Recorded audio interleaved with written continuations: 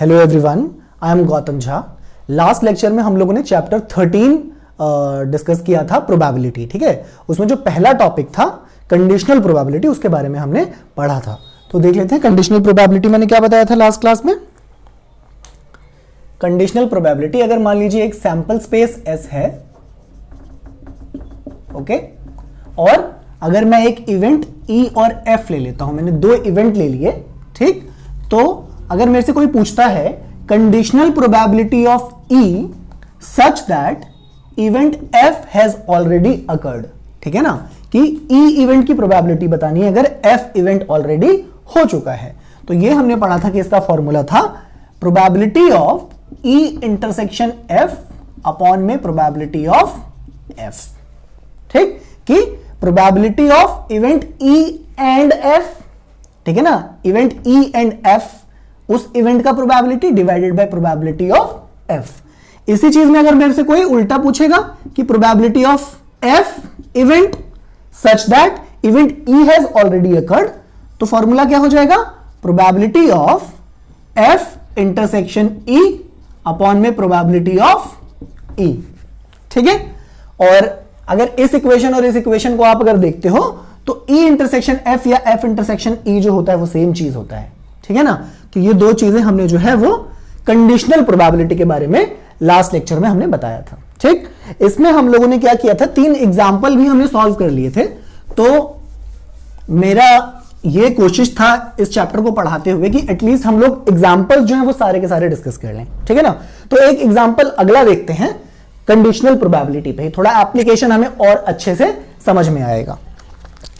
तो एग्जाम्पल जो आपका फोर्थ है, ठीक है, एग्जाम्पल फोर्थ में क्या कह रहा है, कह रहा है कि देयर आर 1000 स्टूडेंट्स, ठीक है, 1000 स्टूडेंट्स हैं, out of which 430 are girls. 1000 में से 430 जो है वो लड़कियां हैं। It is known that out of 430 इसमें से 10% जो है, 10% of the girls study in class 12। इस 430 में से 10% जो है वो गर्ल्स स्टडी करती हैं क्लास 12 में। तो ये नंबर कितना आएगा, 10% ऑफ 430, दैट इज 10/100 इंटू 430। तो ये आ गया 43 गर्ल्स आ गई जो कि क्लास 12 में पढ़ती हैं। और क्या दे रखा है, आपसे पूछा गया है what is the probability that a student chosen randomly studies in class 12 given that the chosen student is a girl। Question एक बार मैं लिख लेता हूं, फिर आपको समझाता हूं मैं कि किसको E मानना है और किसको F मानना है। What is the probability that a student chosen randomly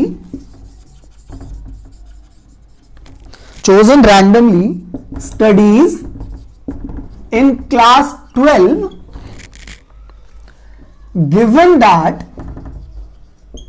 given that the chosen student is a girl, ठीक है ना। आपसे ये क्वेश्चन पूछा गया है, तो हम जब भी निकालते हैं probability of E such that F, ठीक है ना, तो जो इवेंट E होता है, इवेंट E की कंडीशनल प्रोबेबिलिटी निकालते हो सच दैट इवेंट F आपको गिवन होता है, ठीक। तो यहां पे हमसे पूछा गया है what is the probability that a student chosen randomly studies in class 12। तो ये जो इवेंट है कि जो स्टूडेंट आप चूज कर रहे हो रैंडमली वो क्लास 12 में पढ़ा होना चाहिए, that is your event E, ठीक है ना। इवेंट E जो है वो ये है, a student chosen randomly studies in class 12, okay. और F इवेंट जो है आपका, वो आपका क्या है, given that the chosen student is a girl. तो मान लीजिए ये है chosen student is a girl. ये इवेंट अगर F है तो क्वेश्चन क्या पूछा हमसे कि probability such that student chosen randomly studies in class 12, यानी कि probability, conditional probability of event E such that और given that F event has already occurred given that the chosen student is a girl. ये आपका F event है, ठीक। तो हमसे E by F पूछा है, तो probability of E by F क्या होगा? Probability of E intersection F upon में probability of F, right? हमको E and F event का, event E था, event F था, अब E intersection F event क्या हो जाएगा, है ना? E इंटरसेक्शन F इवेंट क्या हो जाएगा कि क्लास 12 का भी स्टूडेंट होना चाहिए और गर्ल भी होना चाहिए। इसका मतलब E इंटरसेक्शन F क्या है? Girl of class 12, right? तो E इंटरसेक्शन F आपका ये आ गया। तो probability of E intersection F क्या आएगा? मतलब कि 12th में भी है और गर्ल्स भी है, वो कितने हैं? तो girls study in class 12, E intersection F ही दे रखा है ये, और ये हमने कितना निकाला था? 43, और टोटल स्टूडेंट्स कितने थे? 1000। तो E इंटरसेक्शन F की प्रोबेबिलिटी 43/1000 आ गया, ओके। और प्रोबेबिलिटी ऑफ इवेंट F क्या था भाई? F हमारा था कि chosen student is a girl. Girl की प्रोबेबिलिटी कितनी है? तो गर्ल्स थी कितनी? 430 थी, डिवाइडेड बाय टोटल 1000, ओके। तो ये चीज आ गई, यहां पे मैं वैल्यू डाल देता हूं, यहां पे मैं, ये है 43/1000 डिवाइडेड बाय 430/1000, ओके। 1000 से 1000 कैंसिल आउट हो गया, ये आ गया 43/430, 43 से 43 गया, ये आ गया 1/10, ठीक है। तो इसका कंडीशनल प्रोबेबिलिटी आपका 1/10 आ गया, ओके। नेक्स्ट एग्जांपल पे जाते हैं। तो इस तरीके से आपको इन क्वेश्चंस में आपको यही समझना पड़ेगा कि इवेंट E किसको माने, इवेंट F किसको माने, और फिर किसका कंडीशनल प्रोबेबिलिटी आपसे पूछा गया है, ओके। तो एक और क्वेश्चन देख लेते हैं। एग्जाम्पल 5, ठीक। एग्जाम्पल 5 क्या दे रखा है? एग्जाम्पल 5 कह रहा है कि एक डाई है, ठीक है ना, डाइस है, इसको हमने 3 टाइम्स थ्रो किया है, ओके। 3 टाइम्स थ्रो किया है, और यहां पे आपको इवेंट डिफाइन कर दिया। ए इवेंट क्या है?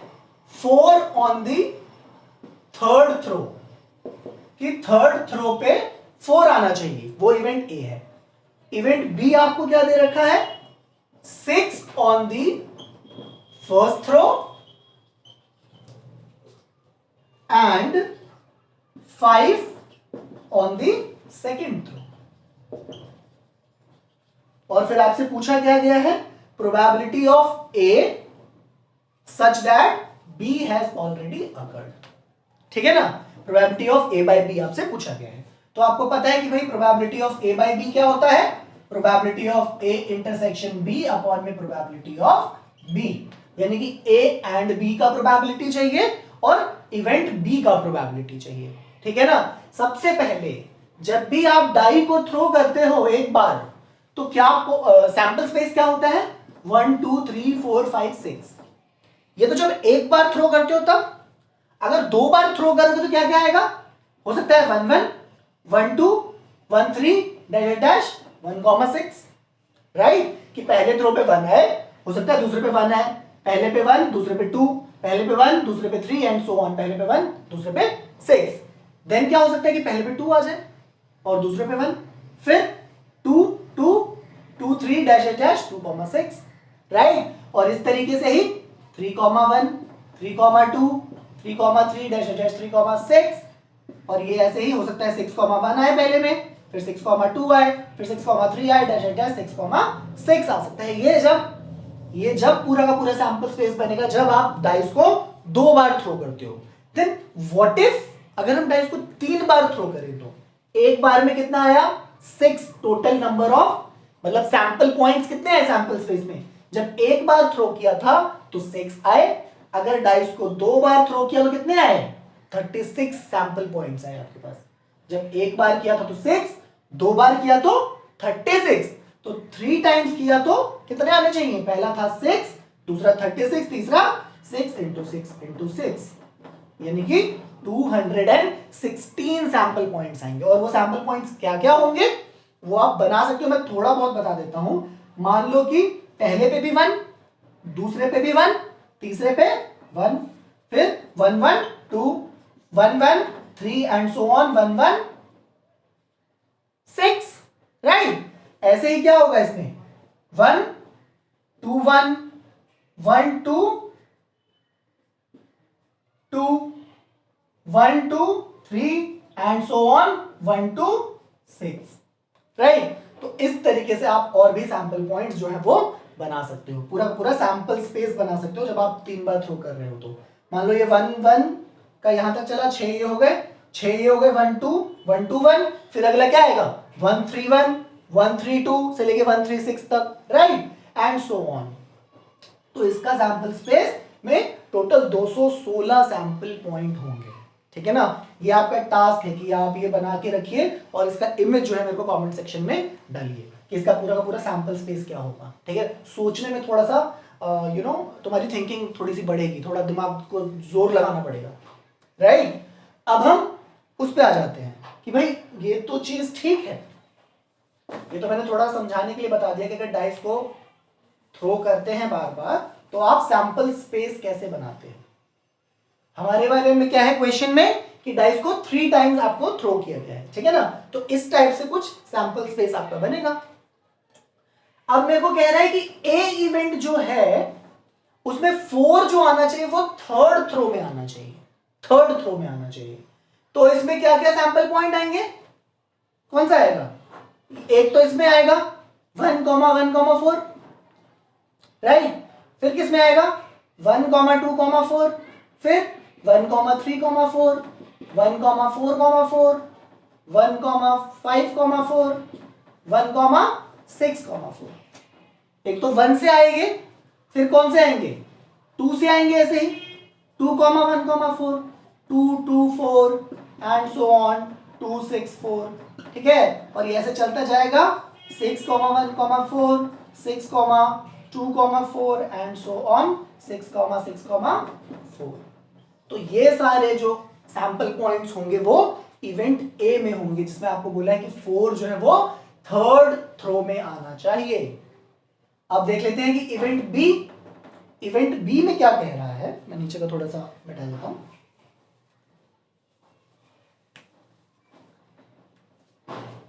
इवेंट बी में क्या क्या सैंपल पॉइंट्स आएंगे, सैंपल स्पेस क्या बनेगा इसका, बी में क्या क्या एलिमेंट्स आएंगे, मतलब कि 6 on the first throw and 5 on the second throw, यानी कि पहले पे 6 और दूसरे पे तो 5 आना ही चाहिए।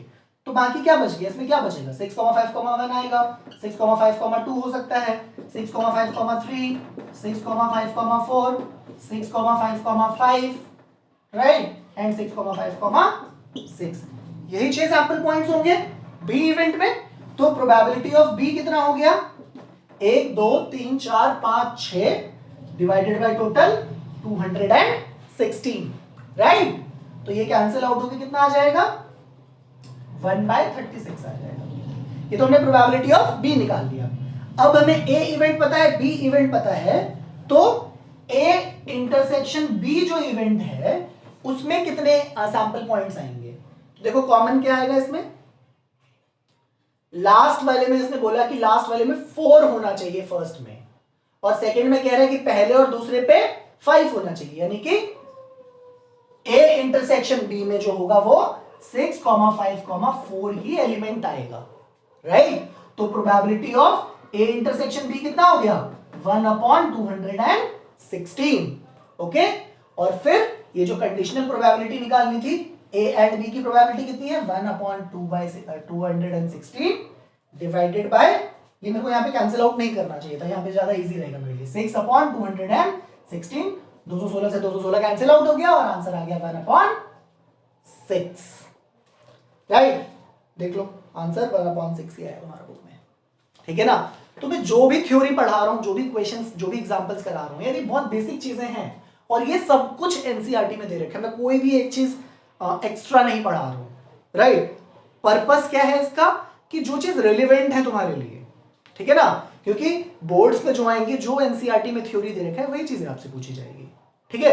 तो कॉन्सेप्ट समझना है, उसके बाद उसको अप्लाई किस तरीके से करना है, थोड़ा सा ब्रेन लगाना है कि इवेंट सोचने हैं, इवेंट जो दे रखे हैं उसके एलिमेंट्स क्या क्या हो सकते हैं, पॉसिबल आउटकम्स उसमें क्या क्या हो सकता है, सैंपल पॉइंट्स उसके क्या क्या हो सकते हैं, वो सारा सोचने वाली बात है। ठीक है, तो अब हम नेक्स्ट एग्जांपल को देखते हैं।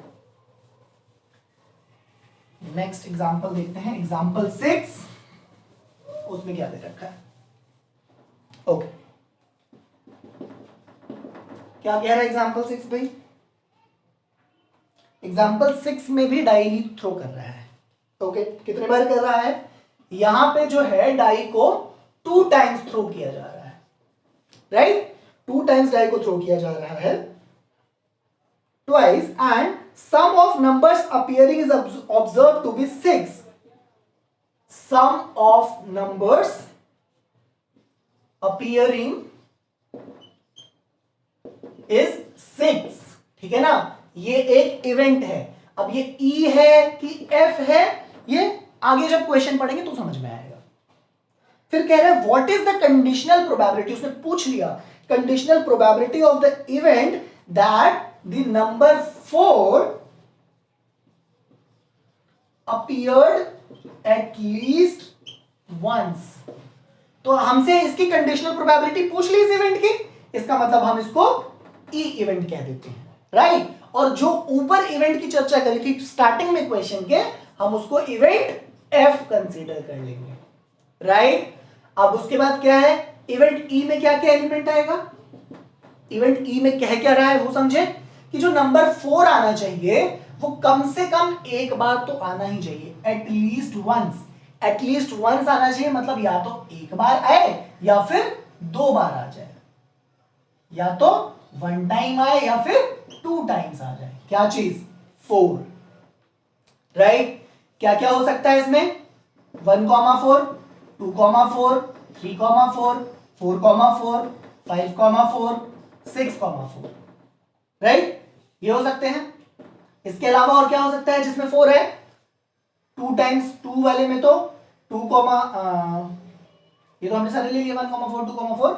अब और वो वाले हो सकते हैं जो 4 से शुरू होते हैं, 4,1, 4,2, 4,3, 4,4 ऑलरेडी आ चुका है, देन 4,5 एंड 4,6। ओके, इसके अलावा और जो भी सैंपल स्पेस आपका बनता है 36 का, यही आएगा कि एक बार 4 आए या फिर 2 बार आए। 2 बार कब आएगा? जब 4 4 आएगा, राइट? और उसके अलावा 1 टाइम्स कब आएगा 4? जब या तो पहले वाले पे 4 हो या फिर दूसरे बार जब थ्रो किया तब 4 आए। ओके, और एफ में क्या कह रहा है? सम ऑफ नंबर अपीयरिंग इज 6। तो जो भी आपने 2 बार डाई को थ्रो किया तो जो भी नंबर आ रहा है उसका सम जो होना चाहिए वो 6 आना चाहिए। तो 6 कैसे आएगा? 1,5 आ जाए तो 6 हो गया, 2,4 पे, 3,3 पे, 4,2 पे और 4,2 पे और किसी पे आएगा 5,1 पे, राइट? इतने ही एलिमेंट्स आपके आएंगे। उसके बाद ई इंटरसेक्शन एफ इवेंट में क्या क्या होगा? ई इंटरसेक्शन एफ में देखो ये वाला इन दोनों में कॉमन है, देन 4,2 कॉमन है, दैट्स इट। यानी कि 2,4 एंड 4,2। ओके, हमसे पूछा क्या गया था क्वेश्चन में? हमसे पूछा गया था क्वेश्चन में probability of E, conditional probability of E such that event F has already occurred. Question में उन्होंने बोला नहीं है कि एफ हैज ऑलरेडी अकर्ड, लेकिन उन्होंने ये बोली कि भाई कंडीशनल प्रोबेबिलिटी इसकी निकालो। इवेंट ई की अगर कंडीशनल प्रोबेबिलिटी सिर्फ बोल दिया तो अगर इवेंट एफ दे रखा है वो अज्यूम आपको करके चलना है कि भाई conditional probability of E such that event A जो है वो हो चुका है, राइट? तो E बाय एफ क्या होगा? Probability of E intersection F upon probability of F। E intersection F, ये रहा E इंटरसेक्शन F, तो probability of E intersection F कितना हो जाएगा? इसमें कितने सैंपल पॉइंट्स हैं? 2 हैं, तो 2/36। और प्रोबेबिलिटी ऑफ F क्या हो जाएगा? ये रहा 1 2 3 4 5, यानी कि 5/36 है। ओके, तो यहां पे आ जाएगा 2/36 डिवाइडेड बाय 5/36, कैंसल आउट हो गया, आंसर आ गया 2/5। ठीक है, आंसर चेक कर लेते हैं, 2/5 ही आ रहा है। ओके, तो ये आपका एग्जाम्पल 6 था। उसके बाद एक जो इसमें लास्ट एग्जाम्पल जो है 13.1 से पहले थोड़ा सा इंटरेस्टिंग एग्जाम्पल है, थोड़ा अलग हटके एग्जाम्पल है, ठीक है ना? उस वाले पर्टिकुलर एग्जाम्पल में आप लोग बोल सकते हो कि सर आपने जो पढ़ाया ना एक्चुअली वो चीज तो अप्लाई बहुत मतलब एकदम करेक्टली तो अप्लाई नहीं हो रही है, राइट? क्या कैसे वो देख लेते हैं, क्वेश्चन पहले देखते हैं। एग्जाम्पल 7 क्या कह रहा है कि कॉइन को हमने टॉस किया, कॉइन को हमने टॉस किया, ठीक? कॉइन को टॉस करने पर क्या हो सकता है, या तो हेड आएगा या फिर टेल आएगा। एक बार अगर कॉइन को टॉस किया तो या तो हेड आएगा या फिर टेल आएगा। बट इसमें उससे आगे भी बोला है, कह रहा है कि if the coin shows head, अगर कॉइन ने हेड शो किया देन टॉस इट अगेन। तो अगर हेड आया, अगर दोबारा से टॉस करूंगा तो पहली बार में हेड आया था, दूसरे बार में भी या तो हो सकता है हेड आए या फिर हो सकता है कि पहली बार तो हेड आया था दूसरे बार टेल आ जाए। यही सैंपल पॉइंट होगा इसका, यही पॉसिबिलिटी, पॉसिबल आउटकम्स यही होंगे। ओके, देन क्या बोल रहा है, अगर टेल आए तो आप एक डाई को थ्रो करो। मतलब शुरू से देखते हैं। बोला कि एक बार आपने कॉइन उछाला, हेड आएगा या टेल आएगा। कह रहे अगर हेड आता है तो कॉइन को दोबारा टॉस करो। तो अगर कॉइन को दोबारा टॉस किया तो पहली बार तो हेड आया था, हो सकता है दूसरी बार हेड ही आए या फिर हो सकता है दूसरी बार टेल आ जाए, राइट?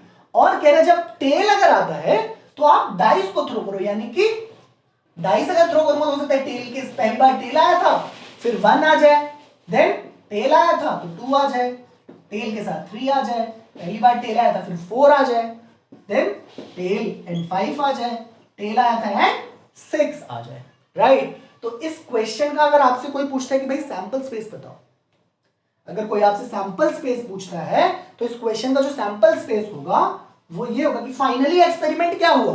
फाइनली एक्सपेरिमेंट अगर एक लाइन में बोलूं कि भाई कॉइन को टॉस करो, अगर हेड आता है तो फिर से टॉस करो, टेल आता है तो एक डाई को थ्रो करो, तो उसके बाद जो फाइनल आउटकम आ रहा है वो पॉसिबल आउटकम्स आपको इसमें लिखने हैं। तो ये होगा head head, head tail, tail 1, tail 2, tail 3, tail 4, tail 5 and tail 6। ये आपका सैंपल स्पेस आएगा, ठीक है ना? अब देख लेते हैं कि क्वेश्चन में क्या रहा है। कह रहा है find the conditional probability of the event that the die shows a number greater than 4। यानी किस चीज की कंडीशनल प्रोबेबिलिटी बताई है? तो इवेंट ई जो बता रहा है, जिसकी कंडीशनल प्रोबेबिलिटी पूछ रहा है, the die shows a number greater than 4। E event तो ये बता रहा है, गिवन दैट, ठीक है, गिवन दैट यानी कि एफ इवेंट के बारे में क्या बता रहा है, देयर इज एटलीस्ट 1 टेल, ठीक है? और आपसे पूछा क्या गया है, probability of E such that F बताओ, राइट? तो इवेंट ई जो हमको दे रखा है, the die shows a number greater than 4। तो इस इवेंट ई में क्या क्या आउटकम्स आएंगे?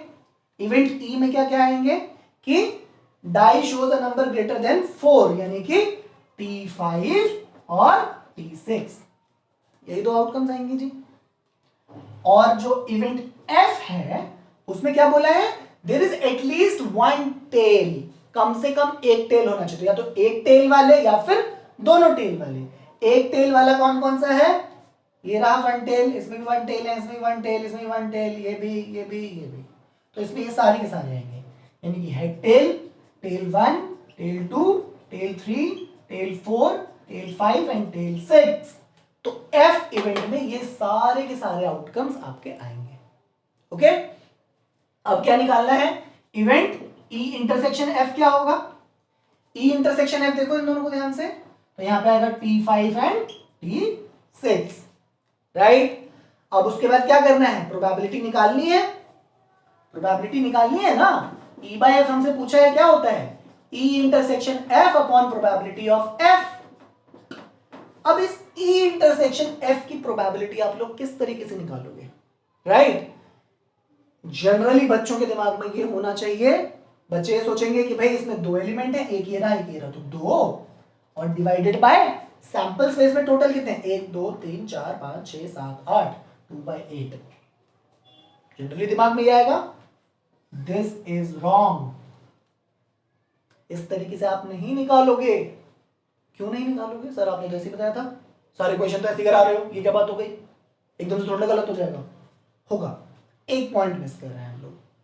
अभी तक जो भी हमने इवेंट ई पढ़ा था, इवेंट एफ पढ़ा था, उसमें जितनी भी पॉसिबल सैंपल स्पेस या पॉसिबल आउटकम्स आ रहे थे वो इवेंट्स थे इक्वली लाइकली इवेंट्स थे। मतलब कि हर एक आउटकम के आने की प्रोबेबिलिटी इक्वल थी। मतलब मान लो मैं कॉइन को टॉस करता हूं तो या तो हेड आता है या टेल आता है, राइट? तो इसकी भी प्रोबेबिलिटी 1/2 होती है और इसकी भी प्रोबेबिलिटी 1/2 होती है, करेक्ट? अगर एक बार और हेड मतलब कॉइन को उछालूंगा तो भी हेड आने की प्रोबेबिलिटी 1/2 ही होगी, राइट? लेकिन यहां पे क्या हो रहा है? यहां पे एक तरफ तो हेड या टेल आ रहा है जिसकी प्रोबेबिलिटी 1/2 होती है, लेकिन एक जगह क्या हो रहा है कि टेल आने पे डाइस को थ्रो कर रहे हैं और डाइस के किसी भी एक एलिमेंट के आने की प्रोबेबिलिटी 1/6 होती है। इसका मतलब यहां पे इक्वली लाइकली आपके इवेंट्स नहीं है, राइट? तो जब आपके इवेंट इक्वली लाइकली नहीं है तो फिर आप उसकी प्रोबेबिलिटी किस तरीके से निकालते हो? ओके, तो उसमें हम क्या करते हैं, अब ध्यान से समझना ये चीज। जब आपने पहली बार कॉइन को टॉस किया था तो या तो हेड आता या टेल आता, राइट? तो इस एलिमेंट के आने की प्रोबेबिलिटी क्या होती? 1/2, राइट? क्योंकि दो पॉसिबल आउटकम्स थे, हेड या टेल, और दोनों की इक्वली लाइकली थे ये दोनों, तो हेड आए चाहे टेल आए प्रोबेबिलिटी 1/2 ही होती है, इसकी भी प्रोबेबिलिटी 1/2 ही होती है, ठीक? अब उसके बाद इस हेड के बाद भी अगर हेड आए या हेड टेल आए, राइट, तो इसकी प्रोबेबिलिटी क्या हो जाएगी? इसकी प्रोबेबिलिटी यहां पे 1/4 हो जाएगी। क्यों 1/4 हो जाएगी? ये एक तरीके से आप ध्यान दो कि हम दो कॉइन को उछालते थे और अगर दो कॉइन को उछालते थे तो कितने पॉसिबल आउटकम्स आते थे? 4, और उसमें से एक पॉसिबल आउटकम की प्रोबेबिलिटी पूछ रहे हैं तो ये 1/4, और ये भी उस तरीके से ही है तो इसका भी 1/4 प्रोबेबिलिटी आएगा। इसकी प्रोबेबिलिटी, इस पर्टिकुलर इवेंट की हेड एंड टेल आने की प्रोबेबिलिटी वो 1/4 एंड हेड आने की प्रोबेबिलिटी 1/4। ओके, काम यहां पे गड़बड़ होता है कि जहां पे क्या हो रहा है कि पहली बार तो टेल आ रहा है और दूसरी बार 1 आ रहा है। तो जब दोनों के दोनों इवेंट यहां पे इक्वली लाइकली नहीं है, टेल आने की पॉसिबिलिटी 1/2, राइट? मतलब एक बार कॉइन उछालते तभी या तो हेड आता है या टेल आता है, तो प्रोबेबिलिटी 1/2। लेकिन ये तो डाई है, डाई का आउटकम है, और डाई के आउटकम की प्रोबेबिलिटी कितनी होती है? 1/6। तो यहां पे कॉन्सेप्ट लगता है। अभी अगर मैं पूछूं कि इस एलिमेंट के आने की प्रोबेबिलिटी क्या होगी, तो आप क्या बोलोगे? ये इवेंट में हो क्या रहा है कि पहली बार में टेल आया एंड दूसरी बार में 1 आया, तो पहले बार में टेल आने की प्रोबेबिलिटी कितनी? 1/2, एंड तो इसलिए मल्टीप्लाई किया और दूसरे बार में क्या आ रहा है? 1 आ रहा है, तो 1 आने की प्रोबेबिलिटी 1/6, तो 1/2 इंटू 1/6 कितना हो गया? 1/12, राइट? तो अगर आपसे कोई पूछता है टेल एंड 1 आने की प्रोबेबिलिटी क्या है, तो 1/12 होता है। ऐसे ही टेल एंड 2 आने की प्रोबेबिलिटी, तो टेल आने की प्रोबेबिलिटी 1/2 और 2 आने की प्रोबेबिलिटी क्या हो सकती है? 1/6। और T2 कब होगा? जब पहली बार T आए एंड दूसरी बार 2 आए। तो जब एंड हम अगर इस तरीके से इवेंट होते हैं, इस तरीके से एलिमेंट होते हैं और अगर वो इक्वली लाइकली नहीं होते हैं, तो एंड कॉन्सेप्ट से हम इसका प्रोबेबिलिटी निकालते हैं कि इंडिविजुअल एलिमेंट का निकाल लो प्रोबेबिलिटी, मल्टीप्लाई कर दो उसको जो दूसरा इंडिविजुअल इवेंट है, एलिमेंट है, उसकी प्रोबेबिलिटी से, तो ये भी 1/12 आ गया। ऐसे इन सारे की 1/12 प्रोबेबिलिटी आ जाएगी, इन सारे एलिमेंट्स की, राइट? अब यहां पे देखो, तो आप यहां पे probability of E intersection F कैसे निकालोगे जी? राइट? तो ये क्या है? प्रोबेबिलिटी ऑफ ई इंटरसेक्शन क्या? एफ क्या होगा? Probability of T5 plus probability of T6, okay? And probability of T5 कितना होगा? प्रोबेबिलिटी ऑफ T5 कितना होगा? 1/12 प्लस प्रोबेबिलिटी ऑफ T6 कितना होगा? 1/12। 1/12 और 1/12 को जोड़ा तो 1/6 आता है। अब उसके बाद प्रोबेबिलिटी ऑफ एफ निकालना है, तो प्रोबेबिलिटी ऑफ एफ कैसे निकलेगा जी? प्रोबेबिलिटी ऑफ एफ निकलेगा probability of HT plus probability of T1 plus probability of T2 plus probability of T3 plus probability of T4 plus probability of T5 plus probability of T6। Okay, और सबकी probability को add कर दूं, probability of HT क्या होगा, HT की probability क्या थी 1/4 प्लस इन सब की probability 1/12 plus 1/12 plus 1/12 plus 1/12 plus 1/12 plus 1/12, 6 बार जोड़ना है। तो ये कितना आ गया 1/4 प्लस ये कितने हो गए 6/12। इन दोनों को अगर किया तो एलसीएम ले लिया, ये हो गया 12, यहाँ पे आया 3 प्लस 6, तो ये आ गया 9/12। ओके, तो अब conditional probability of E and F, E by F की E की कंडीशनल प्रोबेबिलिटी क्या निकलेगी, E की कंडीशनल प्रोबेबिलिटी क्या निकलेगी, E एंड F की प्रोबेबिलिटी, E एंड F की कितनी थी 1/6 divided by probability of F, probability of F कितना आया था 9/12, यानी कि ये चीज क्या हो गया 1/6, और ये अगर डिवाइड में दो फ्रैक्शन होते हैं तो क्या होता है, नीचे वाला फ्रैक्शन ऑपोजिट हो जाता है, 12/9, 6 कम 6 6 दूनी 12, तो ये आ गया 2/9। राइट आंसर चेक कर लेते हैं भाई, 2/9 आ रहा है जी। ठीक है, तो ये क्वेश्चन जो है ये थोड़ा सा इसमें अलग चीज थी, यहां पे जो भी इवेंट्स हो रहे थे वो इक्वली लाइकली नहीं थे, जो आउटकम्स थे वो इक्वली लाइकली नहीं थे। राइट, तो ये थोड़ा सा तुम्हें ध्यान देने की जरूरत है, इसमें थोड़ा सा दिमाग लगाना पड़ेगा। आई होप मैंने ठीक से समझा दिया, वीडियो को दोबारा पॉज करके देख सकते हैं अगर समझ में नहीं आ रहा है तो। ठीक है, फर्दर अगर कुछ और डाउट आ रहा है तो आप कमेंट सेक्शन में लिखिए। ओके, तो अब हम इसको मिटाते हैं। तो इस वीडियो में हमने जो है वो एग्जाम्पल 4, 5, 6, 7 तो 13.1 के जितने पहले एग्जाम्पल थे वो सारे के सारे कवर कर लिए हैं। ठीक है, तो आई होप अब जो आपको कंडीशनल प्रोबेबिलिटी का जो कॉन्सेप्ट है वो थोड़ा सा और उसमें क्लैरिटी आई होगी। ठीक है, तो आप 13.1 के होपफुली क्वेश्चंस कर रहे होंगे और कोई डाउट नहीं आ रहा होगा। अगर फिर भी कोई डाउट आ रहा है तो आप कमेंट सेक्शन में लिख के पूछिए। ठीक है, नेक्स्ट वीडियो में हम लोग मल्टीप्लिकेशन थ्योरम ऑफ प्रोबेबिलिटी के बारे में डिस्कस करेंगे। ठीक, तब तक हमारे वीडियो को शेयर कीजिए, लाइक कीजिए, हमारे चैनल को सब्सक्राइब कीजिए, चैनल का नाम है प्रभा। तब तक के लिए थैंक यू सो मच।